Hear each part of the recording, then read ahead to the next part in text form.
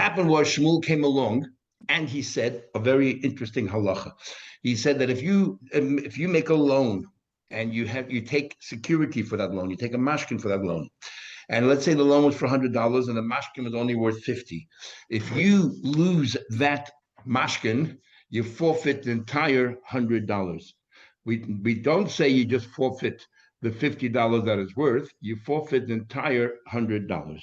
So now the Gemara is going to attempt to say that perhaps Shmuel's din is the machlekes between two Tanoim, between Rabbi Eliezer and Rabbi Akiva. Now, let's learn this Mishnah and then at the Bryce, and as we go through it, we'll understand where Shmuel is coming from and why those who argue Shmuel. So, Leimek et Tanoi, about 10 lines at the bottom of the page, Mem Gimel Mabeis. Leima let us say et Tanoi, that is actually a machlekes Tanoim. And this is what it says there. Hamalvas chaved al mashkin. I lend you money based on a mashkin. In other words, it gives me security and so on. Now the question is, how do we view a mashkin? Is a mashkin security that if you don't pay when it comes to payday, I can keep the mashkin in lieu? Is that what the role of the mashkin is? Or is the role of the mashkin purely that if one day you're going to deny there was a loan, I'm going to pull out the mashkin, I'll show it to you, and I'll say, you see, of course the loan is real. Why do I think I have your mashkin for it? It's only as a current drawing. It's only that to remind you that there's a loan there. Okay, two different roles. So Hamalvas Chavede ala Mashkin, if somebody lends money to his friend based on a mashkin, the Ovad HaMashkin, then the mashkin disappeared. So the first Tana says, Yishba, the lender who lost the mashkin, he swears the Yitel Esma Oisav. Not only doesn't disagree with Shmuel, it goes counterintuitive. Not only don't you lose the entire loan, you don't even lose the part of the loan which is equal in value to the mashkin. In other words, the loan was for $100, the mashkin was for 50. I lose the mashkin, I still collect the entire $100. And why is that? Because I am considered a shomer chinam on this mashkin. I'm a shomer chinam. And the fact is, I lost it. And the shomer chinam, I'm minding it until I can give it back to you. I have no benefit from it. It's purely, as Gemara will say later, zikaron dvarim. It's only there to remind you that there's a loan. So therefore, if I lose the mashkin, a shomer chinam is exempt, exonerated if they lose it. And therefore, I can pay, what do you call it? I can still collect the entire loan. That's the view of Rabbi Eliezer. Rabbi Akiva says, Yochel hu sheyoimeloi. The borrower can say, when Mem Gimel on the base towards the bottom of the page, the borrower can say, Yochel hu sheyoimeloi, the borrower can say, Klum hilvi sani el alamashkin. The only reason why you lent me the money is because you had the security with you. Ovad hamashkin of the moisecha. You lost the mashkin, you lose the entire loan. So we're going to try to say that Rabbi Akiva and Shmuel are saying the same thing. Not only you lose the part that's equal to the mashkin, the value of the mashkin, but even the entire loan. Because we're assuming right now that the mashkin is worth less than the value of the loan. So this will conform with Shmuel. But then the Brisa says, but in the following case, everyone will agree, Aval hamalva el zuz b'shtar.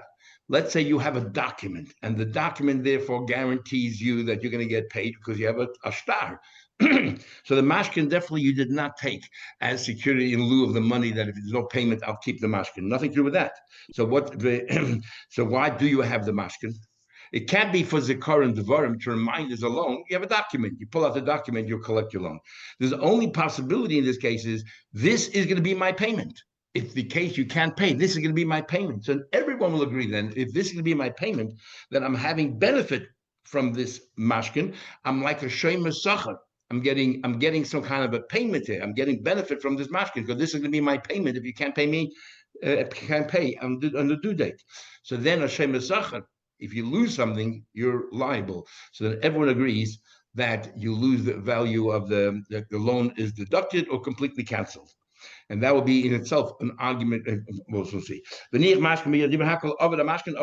agrees you lost everything because in this case the mashkin definitely is as a form of payment. So you're a shomer sachar, you lose it, you chayv. Now the Gemara will just analyze what we just said. Hey Chidami, how do we understand this brisa? Because there's two ways of understanding the mashkin.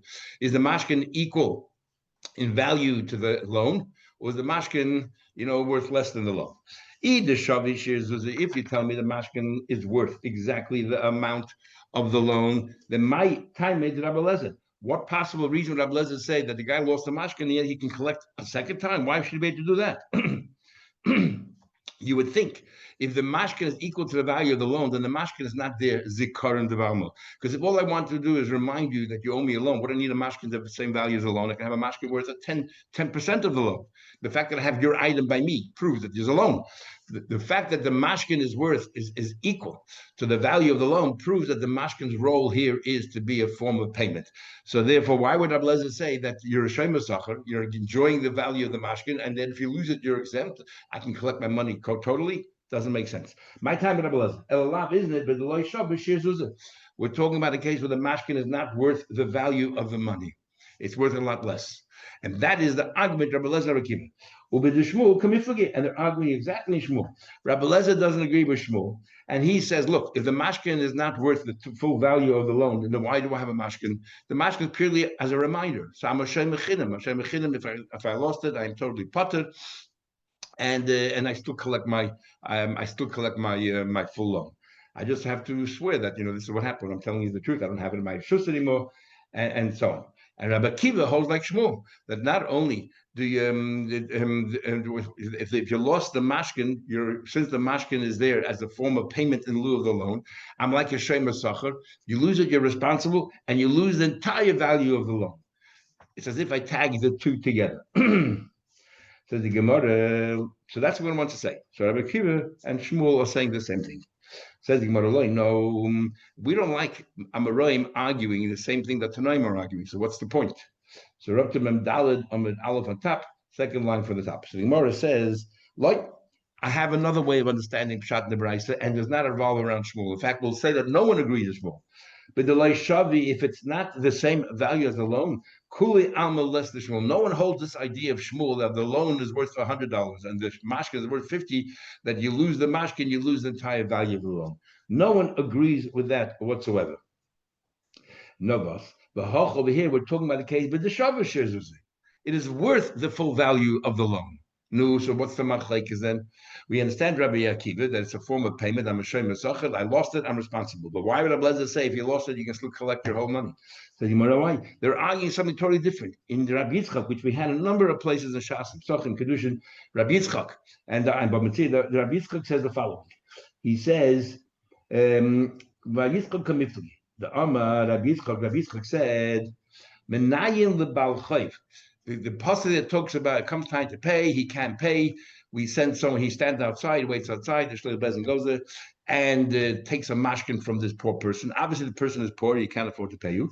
And then there's a concept that, at night you should, let's say if it's linen and the person is poor, at night you should return it. If it's clothing you need during the day, you should return it every day and then take it back at night. You keep taking it back so to put pressure on that person to pay you. On the other hand, the person needs it nebuch, so you have to give them. And the Torah uses an interesting expression. The Torah calls it, you're doing the mitzvah of tzedakah.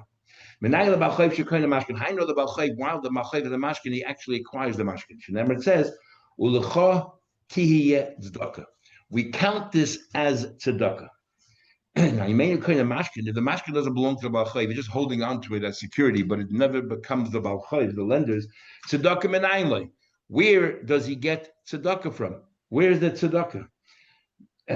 What tzedakah is, if he gives somebody, if I'm giving back your item to you, where's the tzedakah here?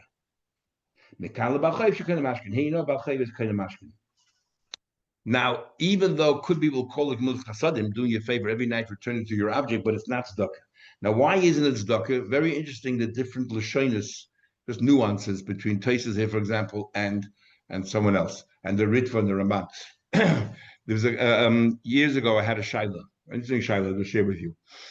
In the days when people used to give checks, so a mashulach would come from overseas, let's say, and ask you for a donation for a yeshiva or whatever the cause was, and then you made this arrangement as follows: you'd give the mashulach, let's say, $1,000 check, and the mashulach would give back to you $820 cash. So you gave him $180. At the end of the day, you gave him $180 tzedakah. But you actually made money on it, because if you would have paid your taxes, let's say at 47 cents, you would have paid $470 to the government. And now you're not. You just made a few $100. Is that called tzedakah? Where you're giving to somebody else, but basically it didn't cost you anything. You actually made money on the deal. That was a question I was asked years ago. And it would seem that this is the machlekes here between the Lashonis and the Gemara clearly states that that it's not called tzedakah if you're returning somebody else's item. Taisus says, you know why it's not called tzedakah? There's just 3 words in Taisus, but Taisus, I quote you Taisus. Tzedakah b'nayin says Taisus. The le'mikarya tzedakah, it's not known as tzedakah. Eli im kein less mechasrei mammon. It cost you. If you don't lose any money, it's not called tzedakah. That's why it's not tzedakah. The Ritva says it's not tzedakah because you're returning the person their item. In other words, from the Ritva comes out, if it's my money, even though it's not costing me anything, but I'm giving you my item, I don't have to give it to you, and I chose to give it to you, that is tzedakah. So even though I made money on the deal as well, it's irrelevant. You, the recipient, received money, my money. You received it. I just fulfilled the mitzvah tzedakah. Toysa seems to be saying it's more than that. It's not enough that the person receives your money. It has to cost you. There has to be a chsaron of mammon. And maybe Toysa is saying in our case where you actually made a profit out of the deal, it's not really called tzedakah. Anyway, interesting question. Bottom line, getting back here, there's a machlekes Rishonim, not here, but in Psachim and in Kedushin, where when we say that the Baal Choiv is now the owner of this mashkin, how far do we take the responsibility? Do we say that since you're the owner, it's like a ganef. If a ganef then becomes the owner of the object that he stole, if an oinus occurs, the ganef is still liable, still responsible, because it's yours now. So therefore, you have to give it back. Okay, what happens to it? So the same thing with the Baal Chayv and the Mashkin. Completely, that's how Rashi shit is. The Baal Chayv becomes complete owner of the Mashkin, even if an oinus happens. Other Rishonim say no. We don't take it to that extent. We only say that you're like a shemus, even though it's yours. It's not really yours because you have to give it back every night, and it's really his. You're holding on to it because in lieu of money.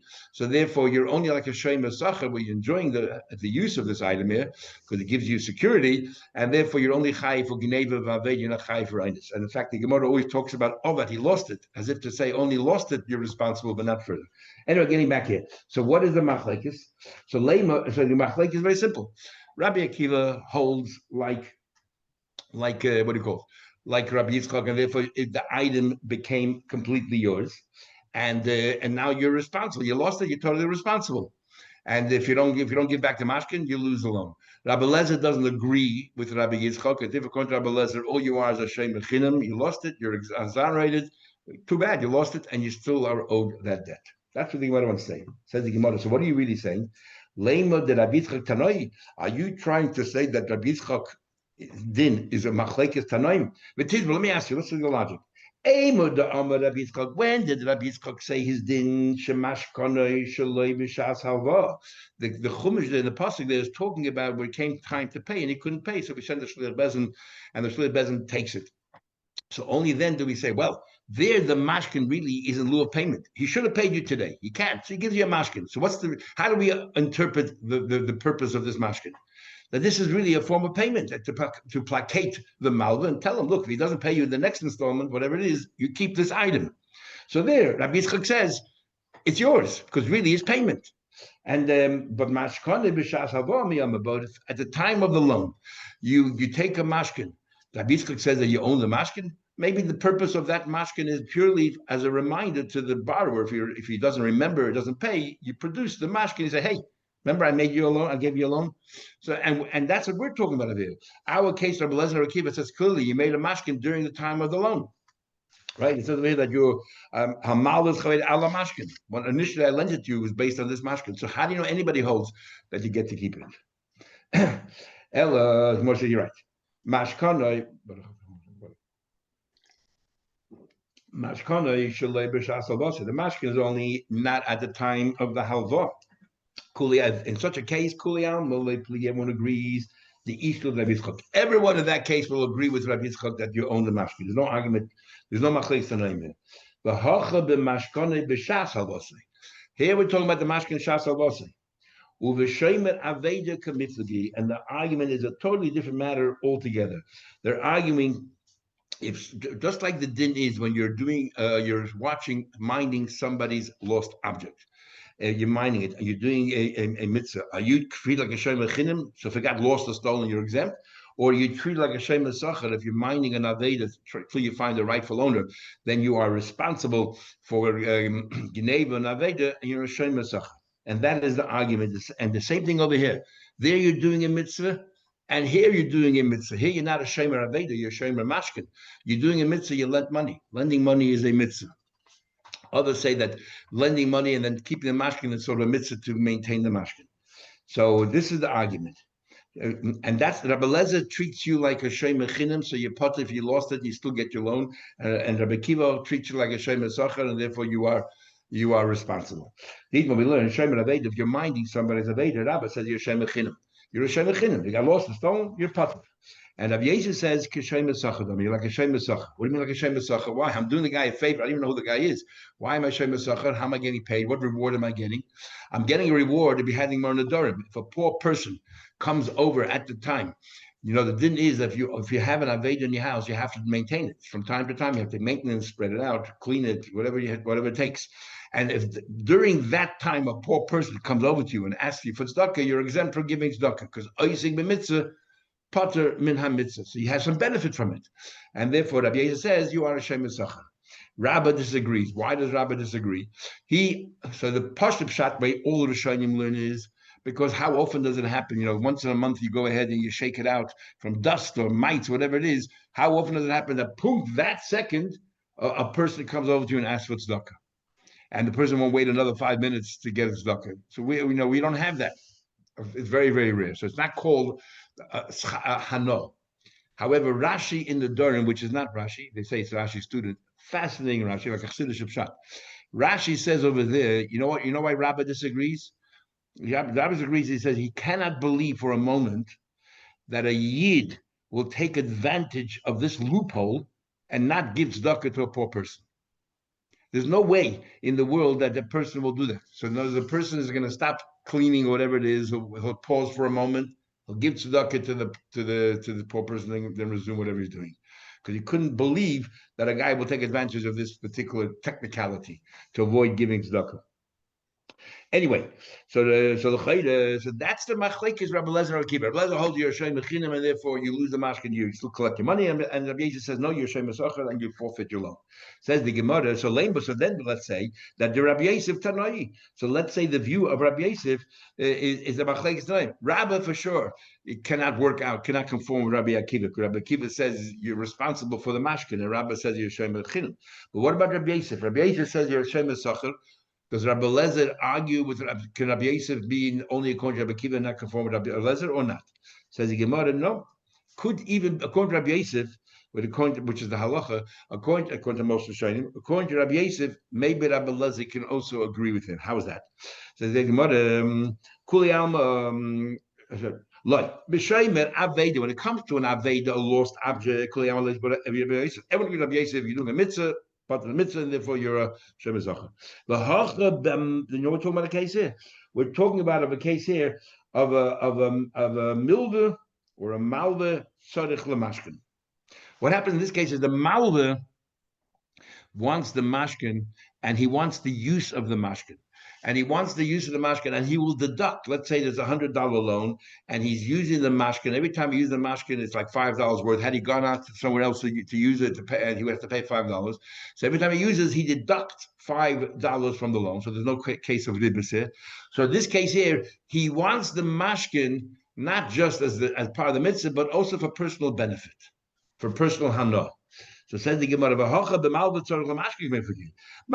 one opinion says that even so, Rabbi Kiva, even so, mitzvah covered, even though you're doing it for your own benefit, you took the mashkin for your benefit, but also it's a mitzvah in order to give the loan. So you did a mitzvah there. We treat it like a mitzvah, you're shomer sacher, and you're chayiv if gneva v'aveda.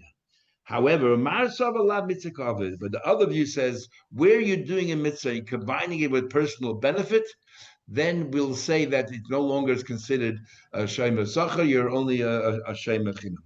That's where they're arguing it out. That's the case of the arguing of a kibbutz as a maybe. Says the Gemara, Lema Ketanoi. We go back and we'll say, let's say that the machlekes between Shmuel, that this din of Shmuel said that if the value of the loan is greater than the value of the security, and you lose the loan, you lose the security, you forfeit the entire loan.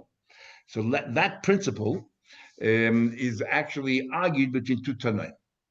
We'll make another attempt. Which Tanaim? We know that when there's a loan and it comes Shemitah, why would you do? I mean, let's think logic. Why would you ever make such an agreement where the loan is $100? You gave me a mashkin worth $10. We learned yesterday the handle of a sickle. You gave me something which is practically worthless. And I am prepared and I am happy that if I lose this handle, I'm going to forfeit the entire loan. Why would you do that? The reason why I do that is there's a benefit to the lender by having this security. A couple of benefits. One of the benefits are that Shemitah will no longer cancel the loan. The din is a Shemitah, you're not allowed to approach your lender to collect money. But if I have the mashkin, it's as if symbolically I already collected my money. And then if I after Shemitah I'm going to get it, is I'm just giving you back your item and you give me back the money in replace of the item. So it's worth for me to take a $5 mashkin and with a risk, a slight risk that I lose everything, but to make this mashkin the value of the entire loan so that Shemitah will not annul this loan. Especially in the days prior to Prusbulls, there was no way around it. So this is one of the methods of going around it. So let's say the following argument. Let me tonight. Somebody lent money to his friend and he took security. So you have Reuven and Shimon. Reuven's the lender, Shimon the borrower.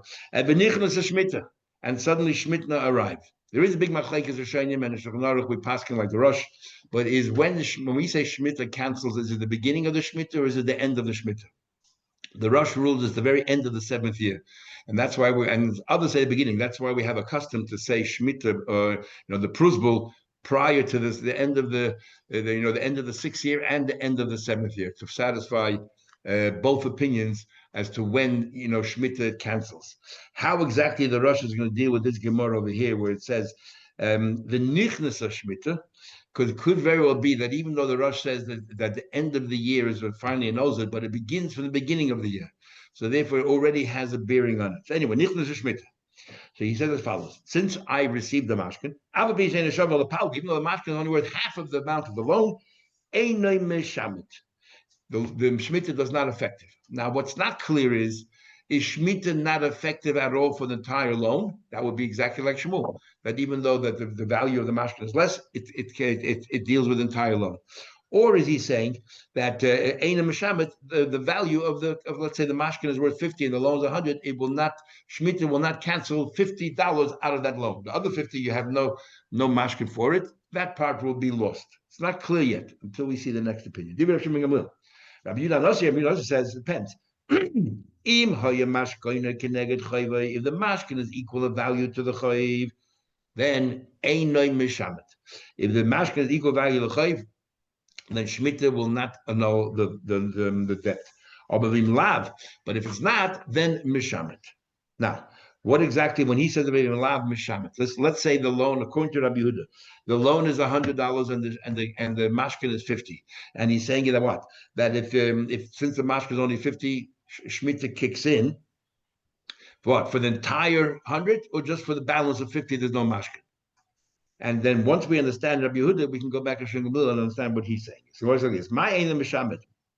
What does it mean when we say eina mishamet the ka'ama Tanakama? When the Tanakama, the original opinion of Shimon Gamliel, when he said that even though the mashkin is worth far less than the loan, Shemitah has no bearing. What does it mean, no bearing at all, or just the value of the mashkin? Only the value of the mashkin. So Shimon holds that if you have a mashkin $50, Shemitah will not annul the $50, but the other 50 is a no. No, and Rabbi Yudah argued because Rabbi Yudah says that no, that if it's worth less than the full loan, Shemitah will kick in. Does he hold that even against the $50 of the mashkin? Why? Doesn't make sense. Elamai tough is mashkin. Why else? So why are you holding the mashkin? This is the only reason why I took the mashkin is as if I got paid already. At least the value of the mashkin I got paid. So there's no problem of yigos anymore, and Shemitah shouldn't annul it. So what's going on here? Elalav, what we're talking about that the Tanakama says keneged kulik. $50 mashkin gives you a payment, secure payment for the entire loan, and he holds like Shmuel. Oh, but Shmuel kamiflagi. And he says no, only the value equal commensurate to the mashkin, and that's it. Said Gemara, no proof. I can argue that no one agrees with Shmuel. No one agrees with Shmuel. And Rabbi Shimon Gamliel says that the only part of the loan that's not annulled is the value of the mashkin, which might be only half of the loan. So what does Rabbi Yehuda say? Why doesn't he even take care of that? Rabbi Yehuda holds that the entire loan gets cancelled. So then why do you have a mashkin for? What is the role of the mashkin? Tanakama Sava Kinegdoi. Tanakama holds that that's at least corresponding to the mashkin is not an old. If you know Sava Kinegdoi Shaman, the company asked me a question on my top of the mashkin. So why do you have a mashkin for? If the whole purpose of the mashkin is as if you receive payment and so on. He holds that a mashkin has nothing to do with payment. A mashkin is purely a security to give me the confidence that he'll pay me eventually, and to remind the borrower, you once borrowed money from me, and I have the mashkin by me. So therefore, the mashkin. So at the end, the Gemara sort of negates Shmuel's opinion. Now we come to the last perik and a very long Mishnah. Says the Mishnah, the general rule is that we learned before already. There are three types of Shavuos from the Torah. You have a Shavuot of Moed b'Mitzvos. That's a classic case of Shavuot, and which is that if somebody demands from you $100 and you make a partial admission, you need to swear on the balance. What was most astonishing, this is the most classical case of Shavuot Torah, and what was most astonishing was, we discussed a few days ago, the view of Tosfos and a number of Rishonim that according to Rabbi Yochanan and many other Amoraim that hold and Tanaim Shibuda de Araisa, which means that every single time there's a loan, automatically there's a lien on properties. And we also learned that Einish Boyin al Kfida Shiba Kakois, you never swear, we had in the Mishnah before, you never swear on property, including Moed b'Mitzvos, on property you don't swear, then how do you ever swear Moed b'Mitzvos? Every single loan, even a verbal loan, since Shibuda the Rice, the moment I lent you $100, I have a lien on all your properties. And when we have an argument and I'm Moed b'Mitzvos, he's Moed b'Mitzvos on the properties, on the loan, he's really Moed on properties, which means you don't swear. So when do you ever have a case of Moed b'Mitzvos, you swear? And Tosfos in Bava Metzia here limits it only to a person who owns no property at all, or was meichel the shibud on the karka. In other words, a normal case of loans, you would never have the case of Moed b'Mitzvos. The Torah says Moed b'Mitzvos nowhere, except in the laws of Shomrim. By Shomrim, the Torah says the words ki huzeh. If you remember, we had in the Kufs and Baba Kama an argument in Rabbi Machama, if the pasuk ki huzeh is talking about Shomrim, that in order to be chayiv a shvua as a shomer, it has to be a case where I deny Moed b'Mitzvos, or we say aid of Parshi is Kosav Kam. We say that this portion of the Torah doesn't really belong here. We should remove it from Shomrim and then take it over and carry it over to all loans. That is the That is the machlekes we had over there in the Gemara. So there's three cases of aid. It's a Shavuot Ma'atayda, the Shavuot Ma'atayda when it comes to Moed b'Mitzvos, the Shavuot Ma'atayda when you have an aid echad, if there's a single witness and it says that yes, you owe the guy money, then you have to swear. A big machlekes if the lender himself has to demand the money, or if the lender himself doesn't even remember, just the aid echad says yes, you owe the money, it's sufficient to make you swear. And then you have a case of Shavuot Shomrim, that the shomer says, yeah, it got lost, it got stolen, so they have to make 3 vows. A shvuah she'ena b'shusay, he no longer has in his possession. He has to make a vow that, shoshaloi shalachti b'yad, that we had a mar mafkid, I didn't use it for myself, my own purposes, and then swear what actually happened. Machlekes is shaynim if all 3 shvuahs are mahatayra, or only one of them is mahatayra, and the other 2 is gilgul shvuah, that we roll on. Once you do one shvuah, you roll on the other 2. Anyway, so generally speaking, Moed b'Mitzvos, what happens? I admit I owe you 50, and I swear I don't owe you the balance, and I don't have to pay. So the purpose of a shvuah is a form of payment. The Torah says you can either pay cash or pay with a shvuah that you don't owe it. So shvuah is always you swear and you are potter. But there are a number of exceptions where we say the Rabbanan stepped in and said, no, we have good reason that you'll swear. We're going to make a takana that you should swear, and you will actually collect the money that you're claiming. And we'll see why later. Says the Mishnah, every time you swear in the Torah, you swear and you don't get paid. And you don't have to pay. The Elov in the following cases, each one has a valid reason. You swear and you collect. And we're going to go through each one. First, the Mishnah gives you the heading. First of all, the person is an employee, right? He's a socher's employee, and he claims that he didn't get paid. We'll soon see. And he swears and he collects. Hanigzel, the victim of a robbery. The Hanechbel, the victim of abuse. Physical abuse. You have to swear, but we don't allow you to swear because we don't trust you. You have no credibility. And therefore, as a machlek is whether that's mahatoida that you don't swear or midrabbanan, whatever it is, but we take the shoe away from you and we pass it on to the plaintiff. And if the litigator, and if he's prepared to swear, he can collect. And then the last case is the chenvene al pinkosri, a storekeeper that has a credit book, and he writes there in his credit book all those who owe him money, and we'll soon see what the scenario there is. Now, the Mishnah will explain each one. Let's start with ha-socher. The socher, the employee, what happened was, Kate said, that the employee goes to his employer, and he says, you owe me money, pay me. And who I'm Menasati? He said, I paid you. The Torah said, you shouldn't delay your payment. I paid you in time. The guy said, I never received anything. Now, normally in this case, in fact, in this case here, the employer is a kaifer haka. He's completely denying he owes him anything. So the din should be, they both walk away, the employer walks away, go prove I didn't pay you. You're making a claim, prove it. Nevertheless, the Chacham made a special takana here that two things. First of all, we're going to make somebody swear. And second of all, we're going to make the employee swear and he collects his payment. Now, why would we do that? We'll see the Gemara. You'll see the Gemara tomorrow. The employee swears and collects. So it's like a double takana here. First of all, that we don't let the employer walk away scot-free. A shvua has to be made. And that the employee is the one who swears and collects. Rabbi Yehuda says, no, we can't do that. Rabbi Yehuda says, maybe an employee can swear, but we can't create a shvua. When I will say, I'll concede to you. Rabbi Yehuda says, in other words, there has to be a shvua from the Torah. The Torah had to levy a shvua on that person. And once the Torah said, okay, employer, you swear, then the Chacham came and said, you know what? We're going to take that shvua that the Torah created and transfer it to the employee and let him swear and collect. When does the employer have to swear Ma'at Torah? Only in the following case. In the case of Meidah Mixes. Case of how? The employee says, pay me. You owe me $50. And he says, he's kabauta dinazov. I've already paid you one golden dinner, which is equal to 25. One golden dinner is worth 25 silver coins. So therefore, it's a case of Meidah Mixes. The Torah says, in that case, since the employee is claiming, the employer is admitting a partial admission, so he has to swear the balance. Came along the Chacham and said, you know what, let's take away that shvua and give it to the employee. This long taste is a fascinating taste, which I don't really understand, but it seems that the concept of inflation didn't exist.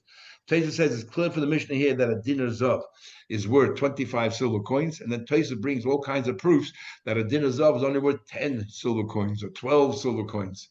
And he asks all kinds of questions. And it seems I don't understand.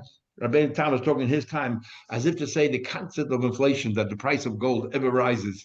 And he brings proof that the value of gold is only multiple of 10 to the value of silver. We know today that the value of gold is far more greater than 25 times silver, let alone, what do you call it, 10 or 12 times. But Taisa seems to be interested that the concept of inflation didn't exist, at least not in gold and versus silver. Next case in the Mishnah.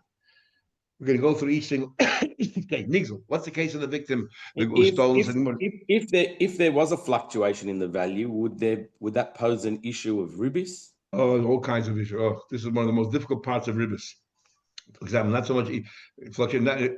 Fluctuation is not a problem unless you have. I lend you U.S. currency, and you want to pay me back in Australian currency. And that's where all the problems begin. Because the time that I lent you the money, it was worth X, and now it's worth Y. What happens? Very problematic. Okay, Nigzo, the case of a Nigzo. Case, what's the case there? Two witnesses came along and said, we saw that person enter your house, and he took some items, security or something, without any permission. A ganef. That guy says, he says, so the plaintiff saying, you went into my house, Reuven, you came into my house, Shimon is saying this, and you took my objects. You're a ganef. And he said, I did not. Who nishba v'neitel? So now the ganef is denying he took anything, and the ganef is denying it. But we're saying so no. The ganef has to the nignev in this case swears, we penalize the Ganef for entering the house, and we say, you know what, we're going to allow the Nigzel to swear and to collect. Comes on Rabbi again. Rabbi says, you're creating a Shavuot here, and you're transferring it. We can't do both. There has to be the case where the Ganef is making a partial admission. So Mahatoida, the Ganef would have to swear. And then the rabbis came in and said, you know what, we're going to penalize the Ganef and transfer that Shavuot to the Nigel. Kate said, he said, you took from me two objects. I agree it stole something, but only one object. And there, Maida Mixes will transfer the Shavuot. Case number 3, Nechbo. The person was abused. Right, you call it now. When person abused, you have all kinds of 5 payments you have to make. Nezek, Tash, Ripu, Shavas, Abaishas. Kate said, what happened here? Again, we'll transfer the shvur from the perpetrator to the victim.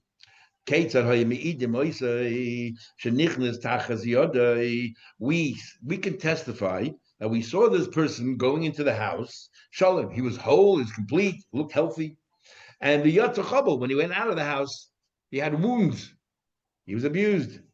And this victim, let's say Shimon, accuses this abuser, Chabaltabi, you're the one who did this to me. Now, he says, now we're not talking about a case where it's impossible. Now, the Adam didn't see actually what happened here, right? There's all circumstantial evidence.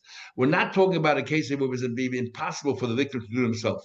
Let's say there was bite marks on the back of his neck. It's impossible he bit himself there, so then there's nothing to talk about. We're talking about that, it could have been that he did self-inflicted, could be the other guy did it.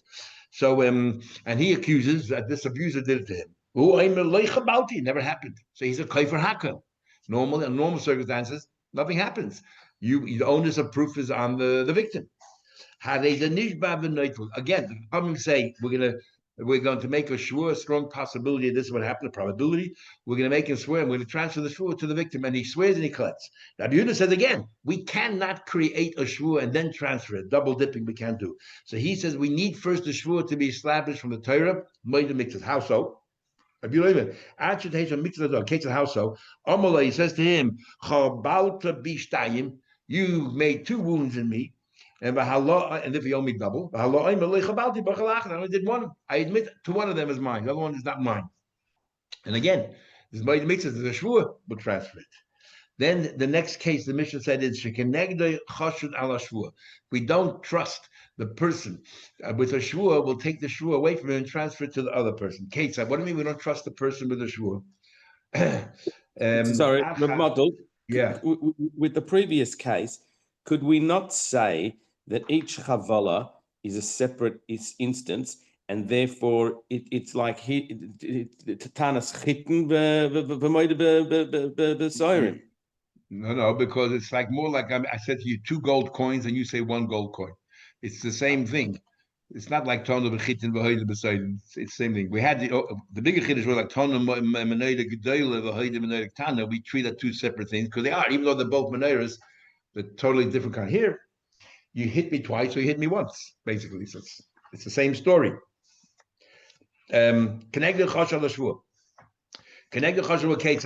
What's the case over there? The case is we don't trust the person who has to swear at all. This person has to swear, let's say, but we don't trust him. Why? Because he's already been proven he lost his credibility. Either it happened once the guy swore. This person swore that he has no testimony to give and later admitted that he lied. So now his credibility is shot. Or